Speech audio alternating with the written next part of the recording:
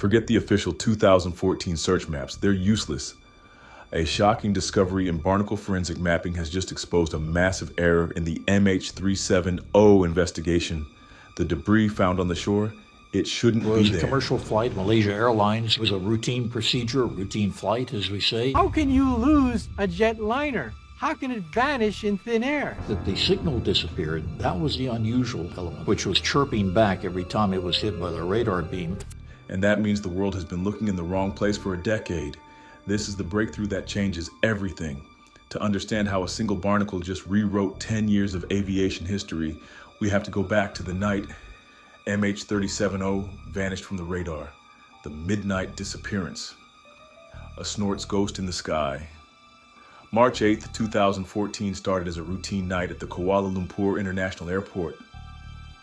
Kuala Lumpur, Malaysia, March 8th, 2014. 12:25 a.m.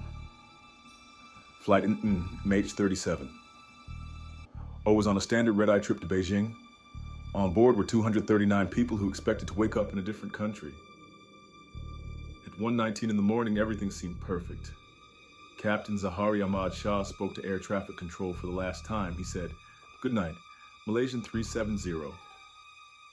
It was a calm and normal sign-off.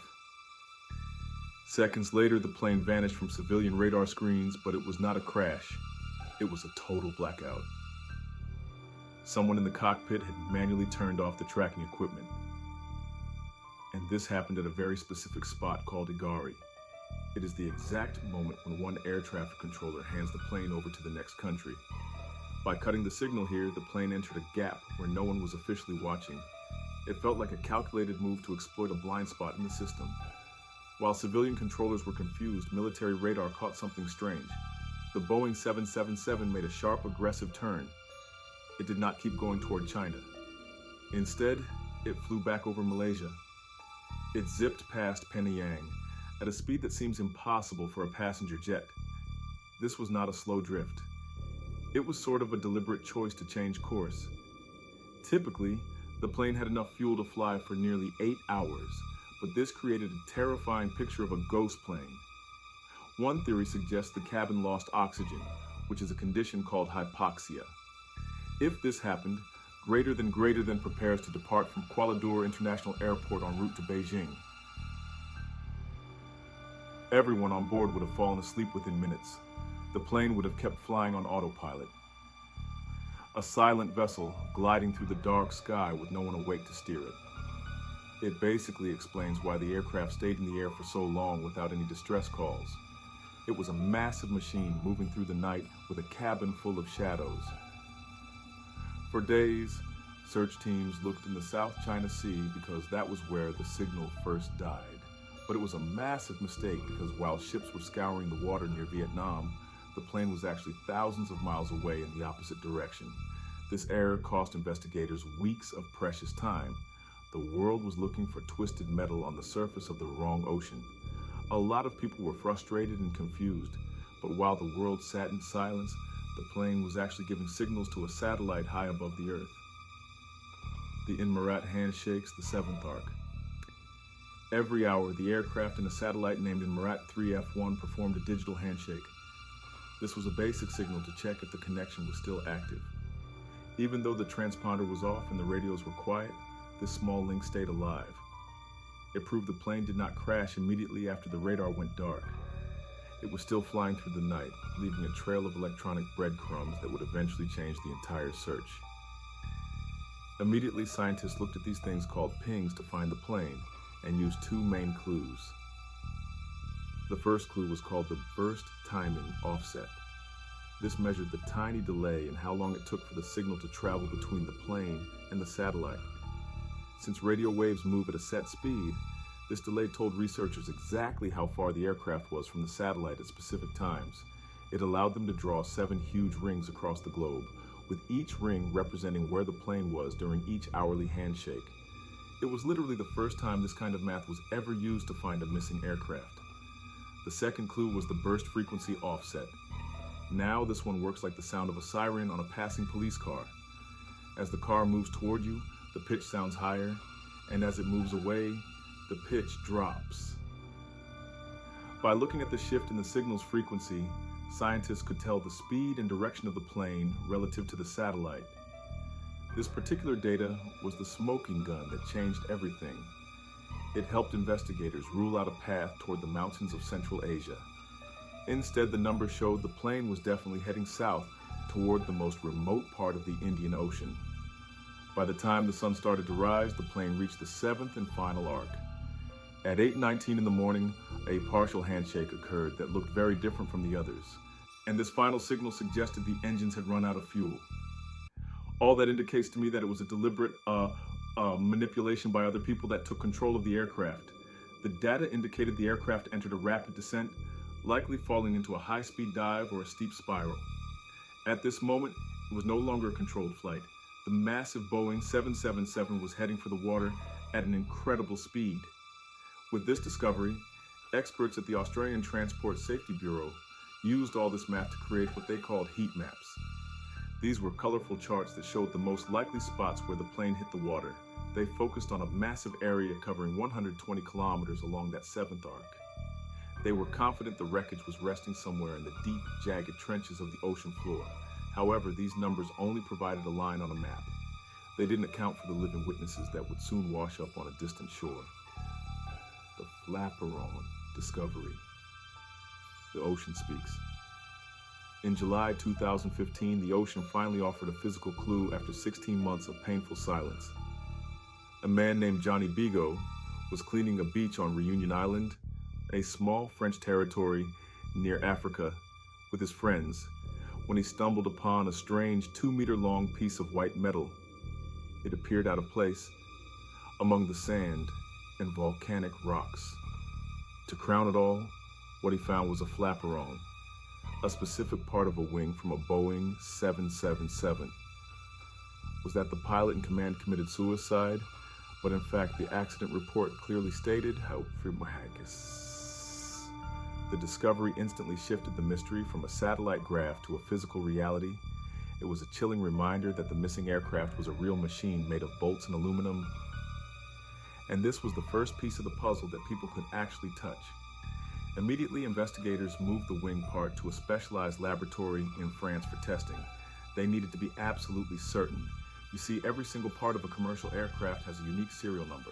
So technicians meticulously checked these numbers against the records provided by Boeing, and the match was perfect. This was the first concrete evidence that revealed MH370 had truly ended its journey in the Indian Ocean. For the families of the passengers, it was a heartbreaking moment of truth, because the mystery was no longer a disappearance. It was a confirmed crash. When the flaperon was pulled from the water, it was covered in thousands of small white heart-shaped shells. These creatures are known as gooseneck barnacles. At that time, investigators viewed these animals as a distraction. They were in the way of the inspection, and because of this, workers scraped them off to get a better look at the metal damage. This was a missed opportunity for early science because tiny creatures were the only living witnesses to the journey. They had been attached to the wing since it first hit the water. Unknowingly to them, these flaperon were recording the history of the flight in a way no human could ever do. The damage to the flaperon provided clues about how the flight ended. Engineers observed that the part was in a retracted position when it broke off. In a normal landing, a pilot extends the flaps to slow the plane down and create lift. And since the flaperon was tucked in, the evidence points toward a high-speed impact. It suggests the plane was not being steered for a smooth water landing. Instead, it seems the aircraft fell out of the sky at a terrifying speed after the fuel ran out. This discovery created a puzzle known as the drift paradox. Reunion Island is thousands of miles away from the main search area near Australia, and this caused a lot of people to wonder how the debris traveled so far. To solve the mystery and curiosity, scientists used computer models of ocean currents. They found that a piece of debris starting near the Australian coast would naturally drift across the ocean toward Africa over many months, and it basically confirmed the original search teams were looking in the right general region. But one mystery remained and lingered for a while. If a large wing piece could float, where exactly was the rest of the plane? For years, researchers looked at the metal trying to figure out the mystery. However, in 2024 and 2025, scientists realized the real story was written inside the shells of the creatures that called the wreckage home. The biological flight recorder, barnacles that saw everything. The discovery of the wing part was only half of the story. The abrupt maneuvers that it was making, the changes in altitude and airspeed and heading. But what we didn't know was that the other half was alive. To find it, scientists began focusing on a specific type of sea creature called Lepus anatifera, better known as the gooseneck barnacle. Remember that these tiny hitchhikers were found clinging to the flaperon when it washed up on Reunion Island? While they looked like ordinary shells, they were actually biological data loggers. These barnacles attach themselves to floating objects and grow their hard outer shells day by day using calcium from the ocean. This growth process creates a permanent record of every mile the wreckage traveled through the sea. With this science, it seems a lot like looking at the rings inside a tree trunk. So, by studying the layers of a shell, researchers can see a timeline of the barnacle's life. Each layer records the chemistry of the water at that exact moment. This particular field of study is called sclerochronology. It allows scientists to look back in time and see what the environment was like years ago. In the case of MH370, the barnacles began growing shortly after the plane hit the water. This basically means their very first shell layers were formed at the crash site itself. Perhaps the real breakthrough involves something called oxygen-18 isotopes. The levels of these isotopes in a shell change depending on how warm or cold the water is, as it acts like a chemical GPS. And by measuring these levels, scientists can create a time-stamped diary of the ocean temperatures the barnacle experienced. A team at the University of South Florida took this even further by growing their own barnacles in labs. They kept these creatures in different water temperatures to see exactly how the shells recorded the data. This experiment allowed them to build a perfect key to unlock the secrets held by the M83J70 barnacles. When the scientists finally analyzed the oldest layers of the shells from the flaperon, they found something shocking. The temperatures recorded by the barnacles in their first weeks of life did not match the water in the original search zone from 2014. The data suggests the plane spent its first days in water that was much warmer than investigators previously thought. It meant the entire world had been looking for a needle in a haystack, but they were in the wrong field entirely. The early growth of these barnacles serves as a map to the drift origin, and Boeing had installed a system to report maintenance information about the engines in the airplane every hour.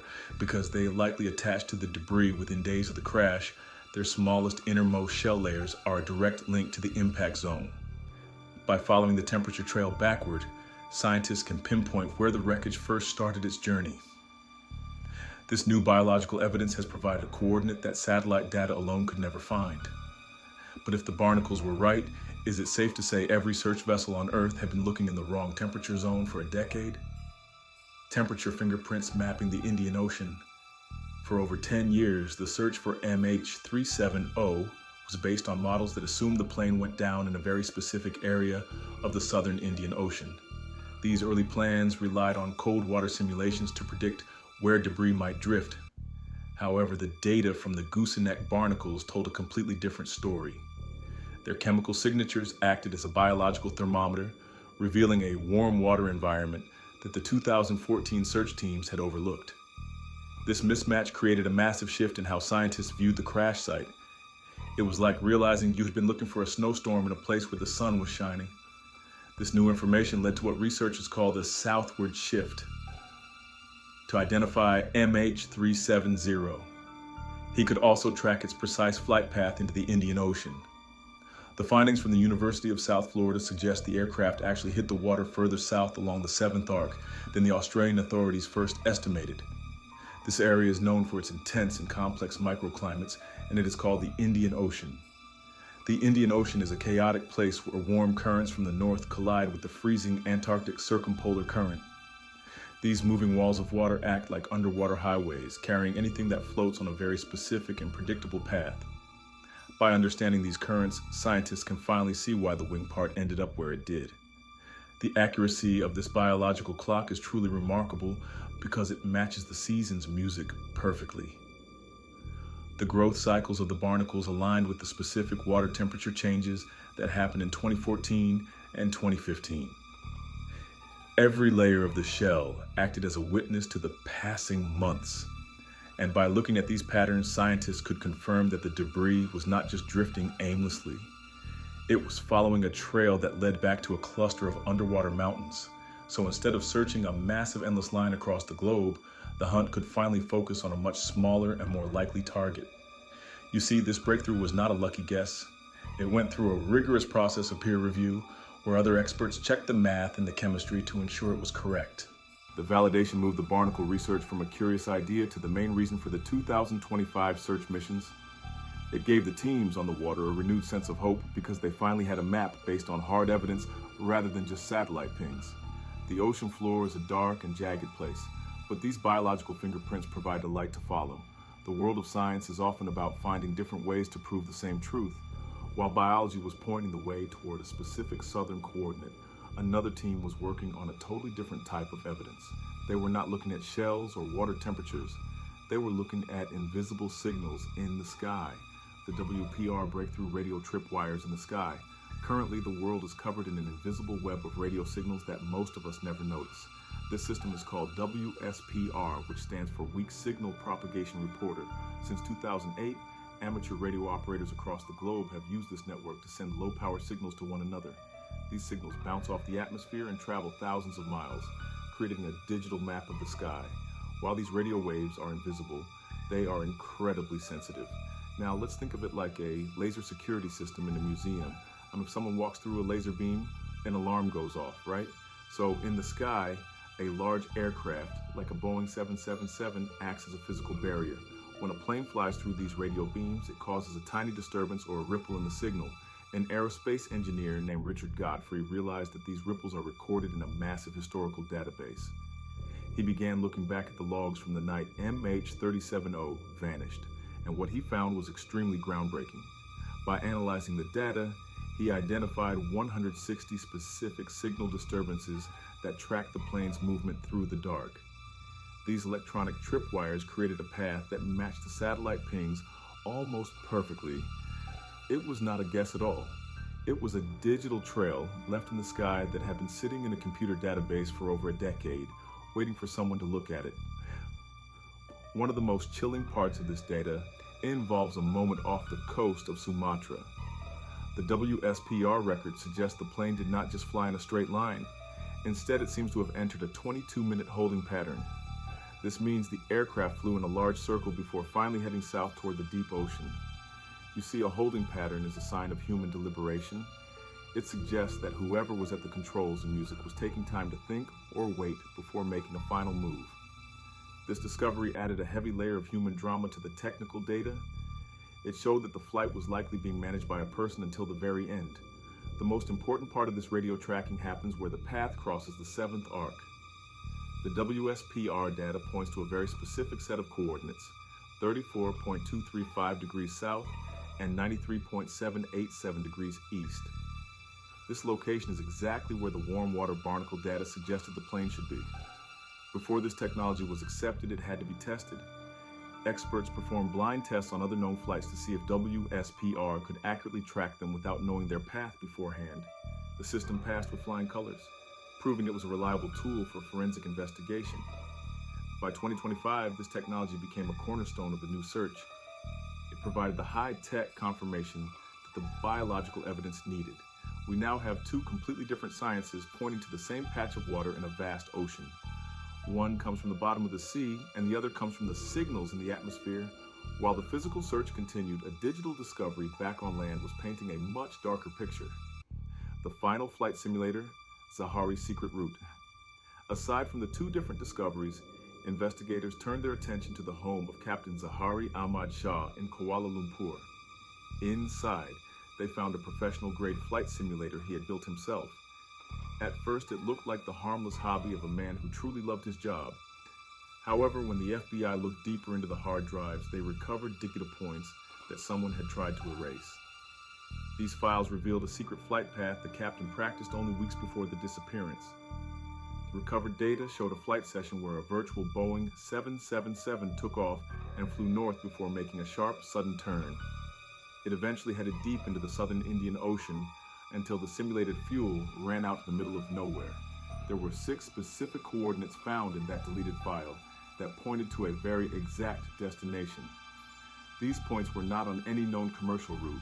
They led to a desolate part of the sea that was remarkably close to the seventh arc, where the real plane eventually vanished. It was a very chilling realization that a blueprint for the tragedy had been sitting in a quiet suburban home all along, tucked away in the memory of a computer. This discovery shifted the focus onto the human element of the flight. If the captain was responsible, he had to ensure no one could interfere with his plan. One theory suggests he used the plane's controls to depressurize the cabin at high altitude. By doing this, he could have worn his own long-term oxygen mask while everyone else on board fell into a deep sleep. This would explain why there were no frantic phone calls or text messages from the passengers as the plane flew for hours in the wrong direction. It paints a picture of a silent, high-altitude vessel guided by a pilot who had complete control over the environment. However, not everyone agrees with the rogue pilot theory. This was controlled by a professional pilot who knew a 777, and he also knows the airspace. Some believe the captain might have been a hero trying to save a crippled plane. They suggest a fire or a mechanical failure could have forced him to turn back, and the simulator path was a coincidence. But the similarity between the practiced route and the actual flight is hard to ignore. The timing of the fuel exhaustion in the game matched the final handshake from the real plane almost to the minute. It was a terrifying level of precision. This was not a pilot practicing a landing at a busy airport. When we look at it, he was practicing a flight to nowhere. This evidence made it clear that the search teams needed to look for an aircraft that was likely flown into the water with intent, and every piece of data was now telling the same story. The digital rehearsal suggested that the mystery was not a random accident. It looked like a planned event that was carefully thought out before the engines ever started on that March evening. With the why and where narrowing, only one thing still lingered: the tech-heavy final hunt for the MH370, the 2025 to 2026 Ocean Infinity expedition into the abyss.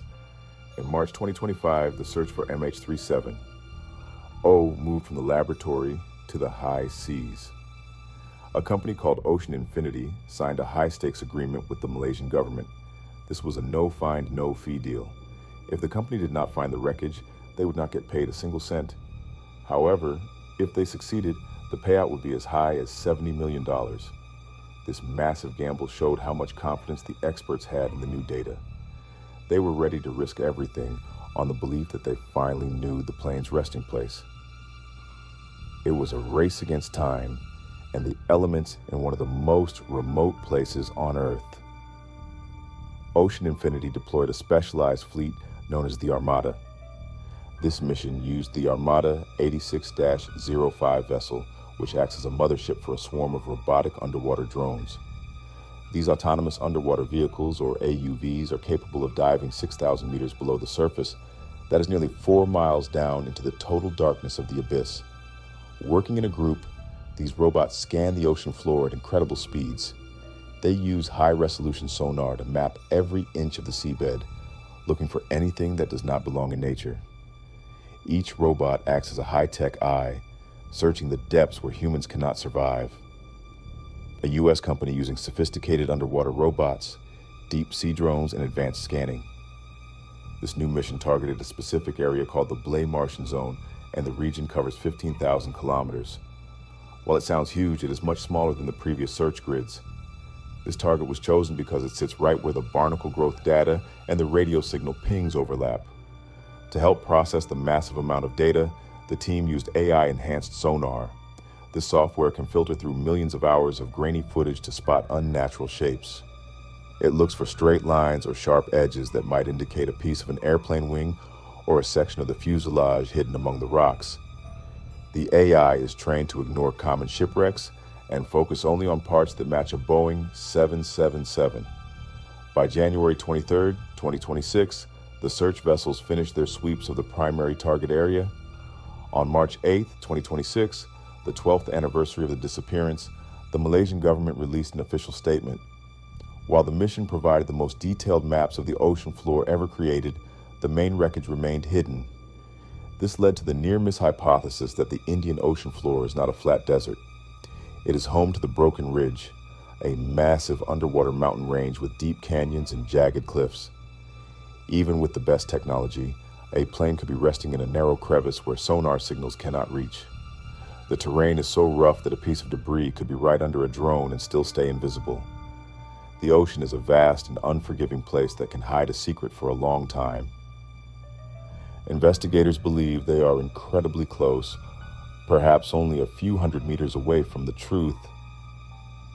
The jagged topography of the seafloor makes the final discovery a game. Of inches. These new maps will serve as a guide for future explorers. The search may have paused. However, the evidence found inside those barnacles has changed the narrative forever. The shocking conclusion: why we've been looking in the wrong place. For 10 long years, the official search teams were looking in the wrong place. They were several hundred kilometers away from where the plane likely entered the water. And this realization sent ripples through the global community. It was a wake-up call that even our best technology can be led astray by a single wrong assumption. The legacy of MH370 is already visible in the way we fly today. Because of this tragedy, international rules have changed. Planes are now required to report their position every 15 minutes. This standard ensures that a massive jet can never vanish into the void again. The change provides a sense of security for the millions of people who travel by air every day. While we cannot change the past, we have used its lessons to protect the future of aviation. Perhaps the most incredible lesson is that nature held the keys all along. A billion-dollar network of satellites provided a rough sketch, yet a tiny crustacean provided the details. It is a humble way to show us that the natural world records history in its own way. While we looked at the stars and signals, the truth was growing on a piece of metal drifting in the waves. We often overlook the smallest witnesses, yet they are sometimes the most honest. Well, the search is not over yet because as technology continues to improve, the next phase will likely begin soon. Experts are now focused on a very specific set of coordinates near 34.235 degrees south and 93.787 degrees east. This is where the biological data and the radio signals meet. It is a small target in a big ocean, yet it remains the most accurate coordinate we have ever had. As the ocean holds its breath, we are left with a choice. Do we listen to the data or let the mystery sink into history? The mystery of MH370 is no longer a ghost story. It is a scientific race against time. What do you believe is the most compelling piece of evidence? Is it the barnacles or the radio signals? Let us know what you think in the comments below. Be sure to like, share, and subscribe to our channel. To enjoy more content like this, tap on the next video on your screen.